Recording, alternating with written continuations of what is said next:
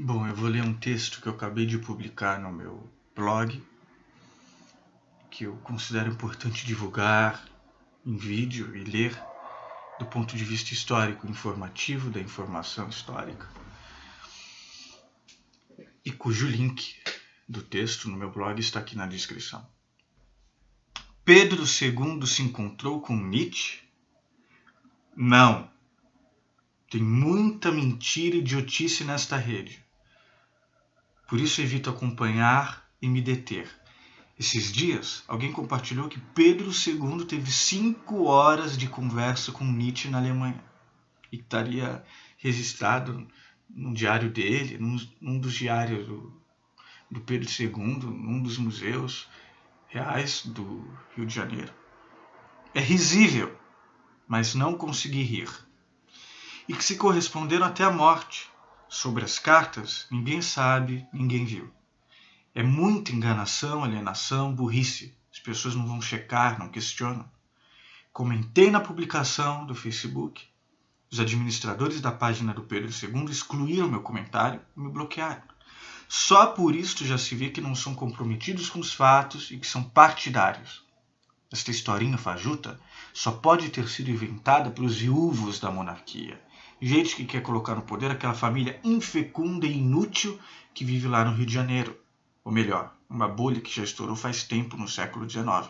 E só eles não perceberam. Isto se não são eles próprios a disseminar inverdades. Como filósofo, professor de filosofia, estudioso e leitor assíduo de Nietzsche, e nietzschiano em muitas questões, sinto-me obrigado a desfazer esta farsa.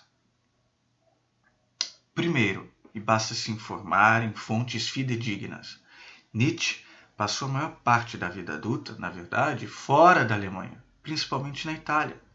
Veneza, Roma, Sorrento, Turim, há várias cartas para os seus amigos, inclusive alemães, ou da Basileia, cujo endereço do remetente atestam tudo isso. E as biografias.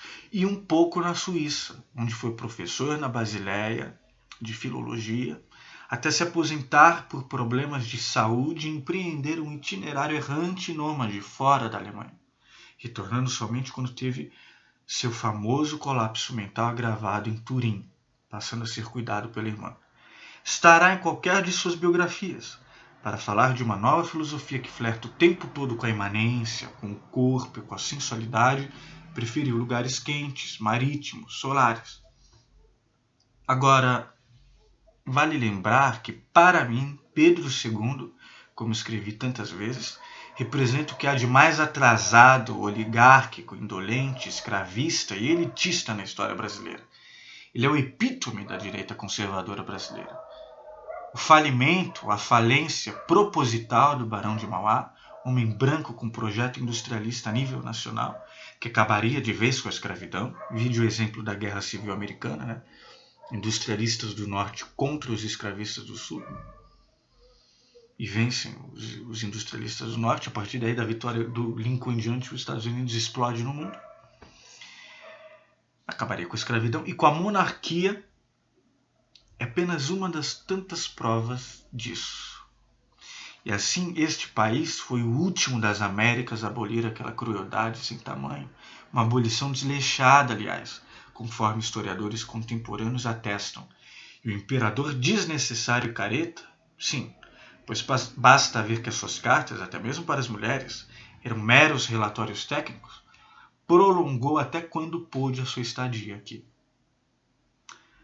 Nos últimos anos tem se investido, inclusive em certos ambientes acadêmicos, em mentiras a seu respeito para glorificar ou justificar o que não tem qualquer glória ou justificativa. Desde dizer que ele era fotógrafo precursor, até que foi amigo de Nietzsche e outras abobrinhas pseudo-intelectuais. Inclusive sempre vê algum usuário, tem páginas na internet, blogs e até pessoas supostamente cultas que elencam clichês de papagaio de como o Brasil no Império, no século XIX, era a terceira, a segunda, a quarta, a primeira economia do mundo. É uma mentira. Inclusive porque todo o liberalismo econômico que vai surgindo ali, basta estudar, queria ultrapassar a própria monarquia e se modernizar. E o Brasil do Império não era o Brasil que é hoje. Uma desonestidade histórica, a falta de senso histórico e intelectual dizer isso. O Brasil Império, a única cidade realmente urbana, civilizada, era o Rio de Janeiro. Havia Salvador, todo o litoral era mais ou menos desenvolvido, mas não era tão cosmopolita quanto passou a ser no século XX.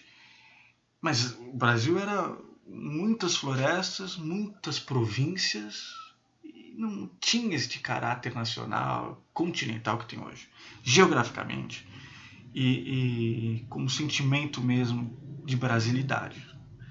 Então não tem como comparar dados daquela época com hoje. São mentirosos esses que falam que o Brasil era realmente perfeito.